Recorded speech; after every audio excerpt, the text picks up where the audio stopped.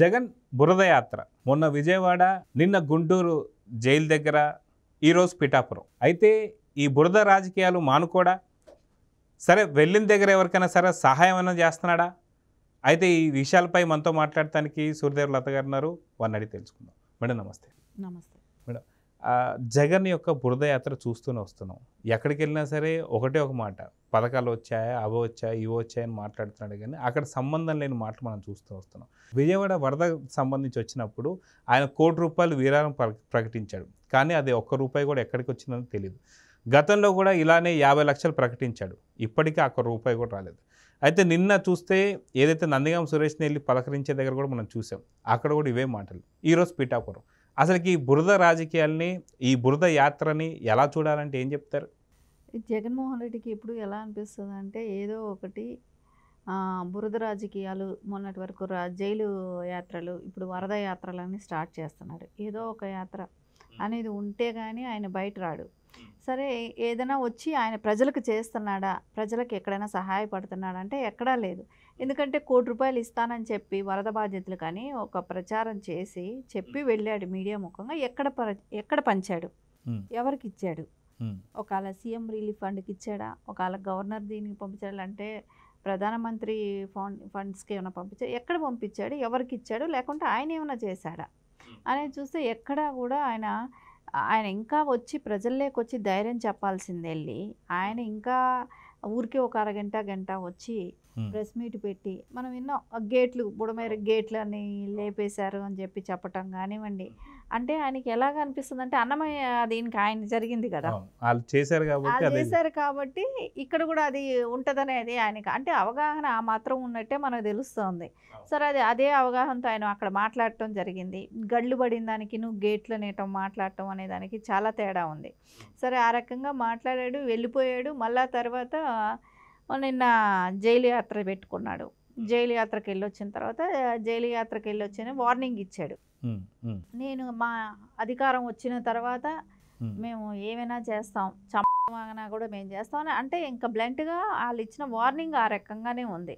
సరే అది అయిన తర్వాత అక్కడ వార్నింగ్ ఇచ్చాడు, మళ్ళీ పిఠాపురం స్టార్ట్ చేశాడు. ఇంకా అక్కడికి వెళ్ళి అంటే ఈయన వెళ్ళిన చోటంతా ఒక బ్యాచ్ని పెట్టుకున్నాడు అనమాట. సీఎం అని అరవటమే కానివ్వండి, అక్కడ సీఎం దగ్గర అనే ఒక ఆయనకి అదేంటో అలా అరిస్తే ఏమైనా చెవులకు ఆనందంగా అనిపిస్తుందా ఏంటో తెలియట్లేదు. కానీ అది ఇప్పుడు ఇంకా సీఎం అని అంటే ఆయన ఏమైనా ఇప్పుడు సీఎం అవుతాడా? అయ్యే పరిస్థితి లేదు. ఇంకా అధికారం వచ్చేది అంటే అధికారం ఆయన కోల్పోయి ఇప్పుడు అధికారం తెలుగుదేశం పార్టీకి అధికారం వచ్చి 3 నెలలు మాత్రమే అయింది. ఇది ఇట్లాంటిది అనిపించుకోవటం మూలాన ఆయనకి ఏం ఆనందం ఉందో తెలియట్లేదు. కానీ అంటే పెయిడ్ బ్యాచ్ని బాగా మేనేజ్ చేస్తాడు. ఆ మేనేజ్ చేయటం మూలానే ఇప్పుడు అలాంటి వాళ్ళని పెట్టుకొని అనిపించుకొని సీఎం అని అనిపించుకోవటం ఈ యాత్రలు అనేది అంటే ఎప్పుడో ఒకసారి బయట వచ్చినప్పుడు కొంచెం ఖర్చు పెట్టి జన సమీకరణ చేసుకొని బయట వస్తున్నట్టే కనపడుతుంది. అంటే నిత్యం ప్రజల్లో ఉండే వాళ్ళకైతే తెలుస్తుంది. మనం ప్రజలకు అక్కడ వెళ్ళినప్పుడు ఇంపార్టెంట్ మనం ఏం చేయాలి అనేది ఒకటి ఆలోచన ఉంటుంది. ఈయన ఎక్కడా కూడా వాళ్ళ కార్యకర్తలకే కానివ్వండి, వాళ్ళ నాయకులకే కానివ్వండి, ఎక్కడ ప్రజల్లో ఉండండి మీరు వెళ్ళి అంటే ఇప్పుడు అక్కడ కంటెస్ట్ చేసిన ఎమ్మెల్యేలు ఉంటారు కదా, సో వాళ్ళు ఎవరైనా ప్రజల్లోకి వెళ్ళారా? వాళ్ళు ఏమైనా ప్రజలకు ఏమైనా హెల్ప్ చేశారా? ఏ రకమైన అంటే కార్యకర్తలైనా మీరు వాళ్ళని వెళ్ళి ఆదుకోండి అని ఎక్కడైనా చెప్పాడా? అలాంటి స్టేట్మెంట్ ఎక్కడ లేదు కదా. అంటే ఓన్లీ ఈయన ఒక్కడే అప్పుడప్పుడు వస్తాడు, కనబడి వెళ్ళటం అనమాట. అంతకుమించి ఆయనకి ప్రజలకు చేయాలనేది కాదు, పబ్లిసిటీ స్టంట్ కోసం వస్తున్నాడు వెళ్తున్నట్టే కనపడుతుంది.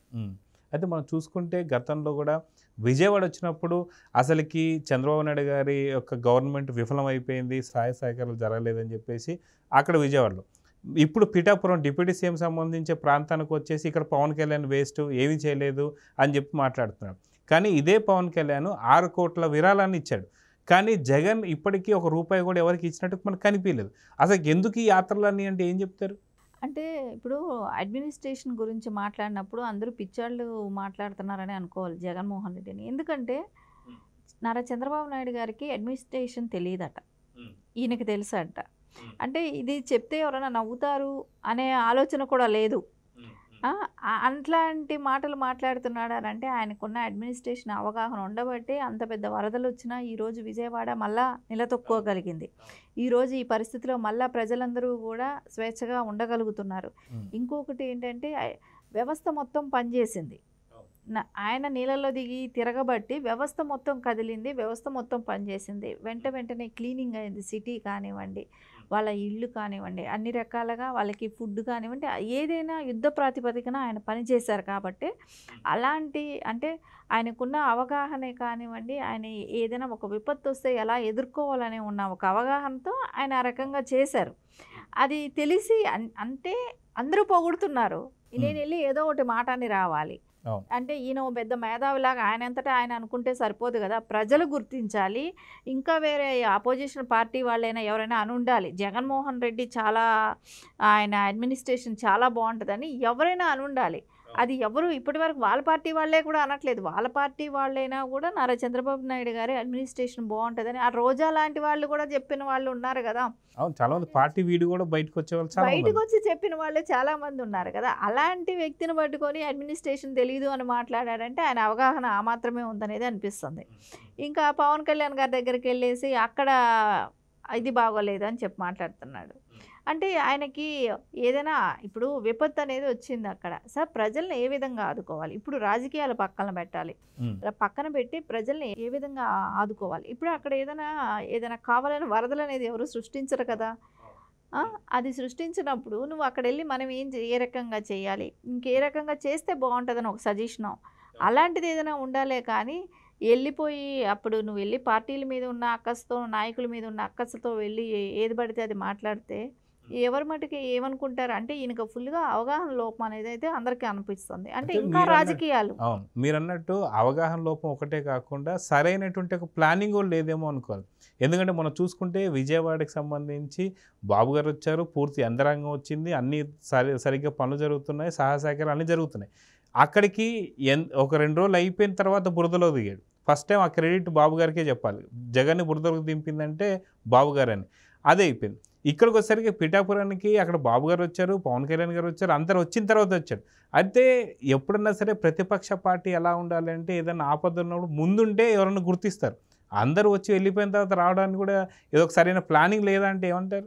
ఖచ్చితంగా ఈరోజు 10 రోజులు దాటేసింది. అయిన తర్వాత పిఠాపురం వెళ్ళాడు. ఆయనకి బురదలో దిగాలా వద్దని ఆలోచించుకోవటానికే వారం పట్టేసింది. విజయవాడ బురదకైనా వెళ్ళాలి అనిపించడానికైనా. అంటే ఇంకా వేరే తప్పలేదు ఆయనకి. ఎందుకంటే తెలుగుదేశం నాయకులు, కార్యకర్తలు, సీఎం స్థాయి అయిన వ్యక్తి నారా చంద్రబాబు నాయుడు గారు అలాంటివి వాళ్ళందరూ కూడా ఆళ్ళు బురదలో అలా నీళ్ళల్లో తిరుగుతూ ప్రజల కోసం అందుబాటులో ఉంటుంటే నేను అపోజిషన్ లీడర్ అని అప్పటికి ఆయన కళ్ళు తెరుచుకొని అంత లేట్‌గా వెళ్ళటం. వెళ్ళాలా వద్దనే ఆలోచనలో ఉండి ఇంక తప్పదు అన్నట్టు దిగాడు. ఇప్పుడు ఆయన ఆలోచన ఎలా ఉండేది? నాకు చాలా థ్రెట్ ఉంది. నేను బయట వస్తే నన్నేమైనా చేస్తారనుకోని పరదాలు కట్టించుకున్నాడు. చెట్లు నరికేశాడు.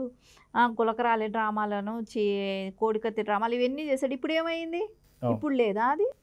ఇప్పుడు కూడా ఉండాలి కదా అది. నీకు భయం అనేవాడు ఉంటే నువ్వు నీ పర్సనల్ సెక్యూరిటీ ఆ రకంగా పరదాలు కట్టుకొని వెళ్ళు. ఇప్పుడెందుకు పరదాలు కట్టుకోవట్లేదు? అంటే అధికారం ఉంది కదా అనేది అధికార మదంతో చేసిన పనులు అవన్నీ అప్పుడు. అధికారం ఉంది కాబట్టి నేనేం చేసినా చెల్లుబడుతుంది. నాకు ప్రజలతో సంబంధం లేదు. నేనేంటి ప్రజల దగ్గరికి నేను వెళ్ళాలేంటి? వాళ్ళు నా దగ్గరికి రావాల్సిన అవసరం ఏంటి? నేను వాళ్ళకి టైం ఇవ్వాల్సిన పని లేదు అని అనుకున్నాడు. అధికారం ఏ రోజైతే పోయిందో అప్పటి నుంచి ఇప్పుడు బురదలైనా దిగుతాడు, ఇంకేమైనా కూడా చేస్తాడు. అంటే అధికారం ఉన్నప్పుడు ఒకలాగా, అధికారం లేనప్పుడు ఒకలాగా. ఇప్పుడు నారా చంద్రబాబు నాయుడు గారిని తీసుకోండి. అధికారం ఉన్నా ఒకటేను, అధికారం లేకపోయినా ఒకటే. ఆయన నిరంతరం ప్రజలతో ఉంటారు. ఎందుకంటే అన్నమయ్య ప్రాజెక్టు కొట్టుకుపోయిన రోజున వెంటనే వెళ్ళింది ఎవరు? సీఎం కన్నా ముందు వెళ్ళింది నారా చంద్రబాబు నాయుడు గారు. ఆ రోజు సీఎంగా ఉన్నారు జగన్మోహన్ రెడ్డి గారు. అట్లా తీసుకుంటే ఆయన ఎప్పుడు ప్రజలతో అంటే ఇన్సిడెంట్ జరిగిన వెంటనే ఆయన అక్కడ ఉంటారు. ఎక్కడ ఏం జరిగినా కూడా. అంటే ఆయనకి ప్రజలకి ఎంత ఇబ్బందులు పడుతున్నారో నా వల్ల అయింది నేను ఏమైనా చేయాలనే ఒక తాపత్రయంతో ఆయన ప్రజలతో ఉంటారు. ఈ జగన్మోహన్ రెడ్డికి ఎప్పుడు అధికార దాహం తప్ప ఆయనకి ఏ రోజు ప్రజలతో ఉండాలి, ప్రజల బాగోగులు చూడాలి అనే ఆలోచన కాదు.